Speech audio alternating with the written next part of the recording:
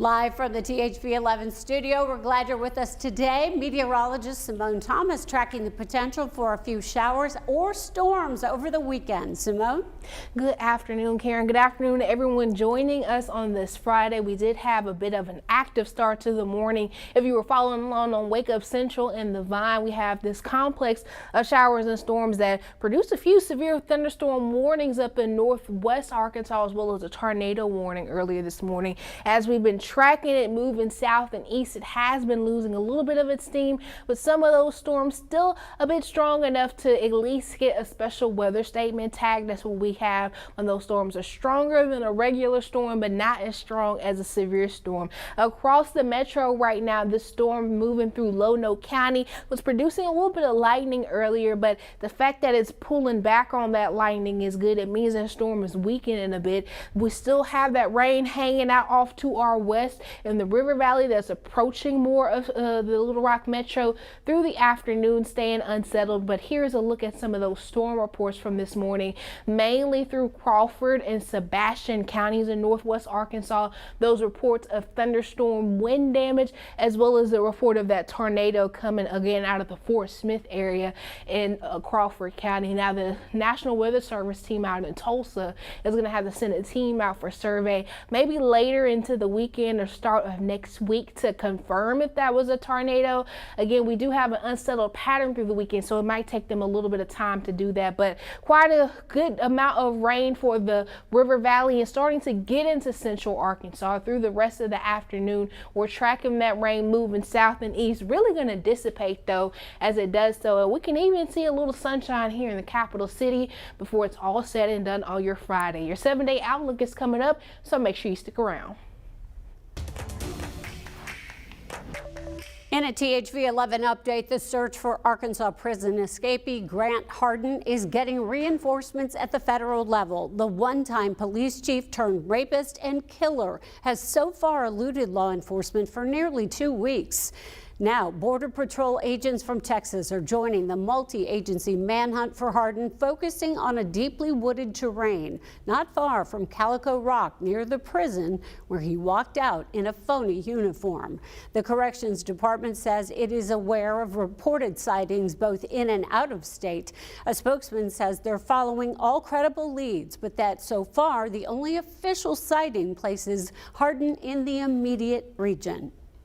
We understand that there's a lot of thoughts, there have been sightings in Missouri, there have been sightings out of state, but none of those have come to fruition at this point. And so, again, until we find something that substantiates where we believe he would be, we have to continue the search here where we have been this entire time.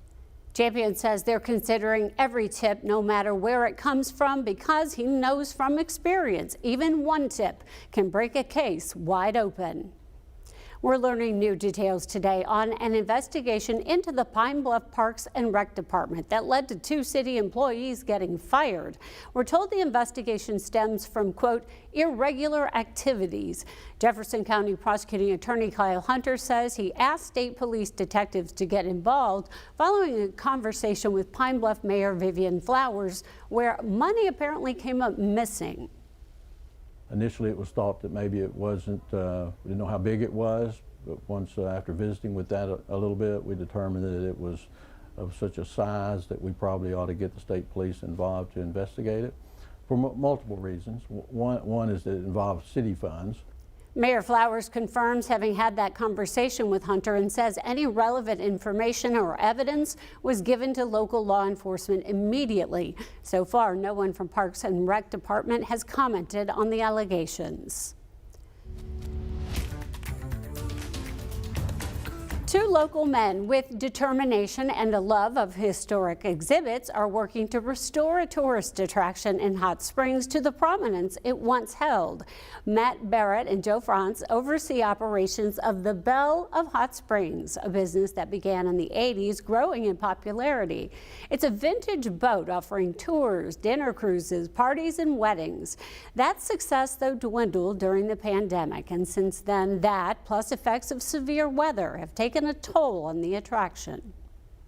A tornado hit the Belle with a direct hit, blew it out into the middle of the lake, did a lot of damage here to the side of the boat. which we've repaired a lot of it here the past week or so. But it was a pretty unique experience. The boat went out to the middle of the lake and didn't hit the other bridge and went straight underneath the other bridge. The two partners now have a repair crew in place. They have a deadline of 2 months to restore the bell before it must have a Coast Guard inspection. The goal is to have the boat sailing by Christmas time. 12:05, it is time now to check in on the 2025 THV 11 Summer Cereal Drive as we collect breakfast items for children who might otherwise go without. And our own Journey Taylor is live at the Family Market in Malvern today with a look at the turnout there. Hi, Journey, you got some friends. I have several friends here in Malvern. Karen, thank you for tossing it over to us. We're having a party out here. I have the Sandlot sisters who went undefeated this year, might I add. They're here to donate some boxes for us. Thank you, guys. Can y'all wave at the camera? Yeah. I also have some family members who are also family members of where we are right now, Family Market. So we have a lot of friends. We're going to pan off to the right just so you can see everybody in the room. When we arrived here today at Family Market, we already had over 480 boxes. So Malvern showing up and showing out. We want to spend a special thank you to Arkadelphia for a total of over 3,400 items. Thank you guys so much for showing out here in Clark County. We're going to come back, though, and tell you what to expect and who we're here with and why we're helping this community and why the support from this community is going to benefit those who need it most.